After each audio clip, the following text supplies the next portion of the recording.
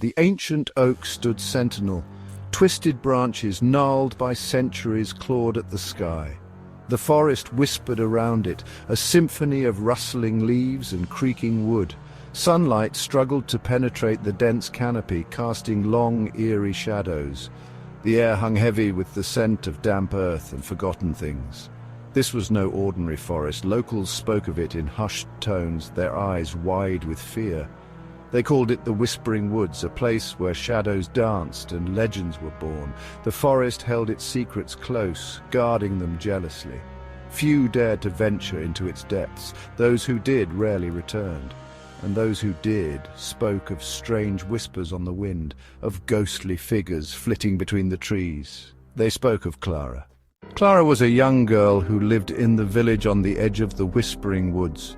She was known for her infectious laughter and her love of the forest.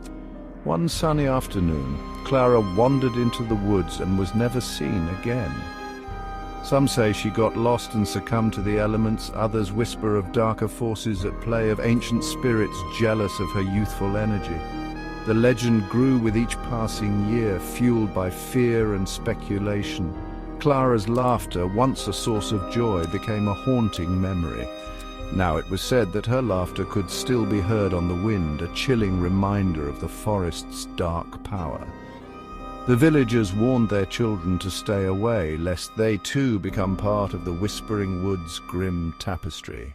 Ethan scoffed at the stories. A young man of science and reason, he dismissed the legends as mere superstition. He refused to believe in ghosts and spirits. To him, there was always a logical explanation, but something about the Whispering Woods called to him. Perhaps it was the challenge it presented to his rational mind, or maybe it was the thrill of confronting the unknown. Whatever the reason, Ethan decided to venture into the forest, determined to debunk the legend of Clara. Armed with his wits, a flashlight, and a healthy dose of skepticism, Ethan stepped across the threshold and into the whispering gloom. He told himself he was not afraid. He told himself it was just a forest, but deep down, a shiver of unease ran down his spine. The deeper Ethan ventured, the darker the forest became.